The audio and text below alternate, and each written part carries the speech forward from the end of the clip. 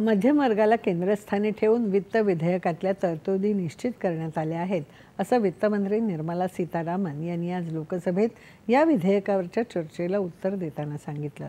नोकरदार वर्गासाठी प्राप्तिकरात सूट देऊन मध्यम वर्गाला मोठा दिलासा दिल्याचं त्यांनी सांगितलं.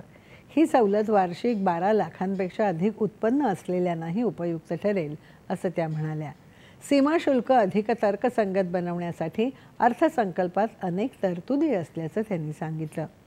निर्यातदारांसाठी जागतिक व्यापाराच्या दृष्टीने सुधारणा केल्या असल्याचं त्यांनी सांगितलं. गेल्या काही वर्षात वैयक्तिक प्राप्तिकर संकलनात मोठी वाढ झाली आहे, असं त्यांनी सांगितलं. सरकारने मांडलेल्या प्राप्तिकर विधेयकावर पावसाळी अधिवेशनात चर्चा केली जाईल, असं सीतारामन यांनी सांगितलं. वित्त विधेयकासंदर्भात विरोधकांनी सुचवलेल्या कोणत्याही सुधारणा मंजूर करण्यात आल्या नाहीत. त्यानंतर लोकसभेत हे विधेयक मंजूर करण्यात आलं.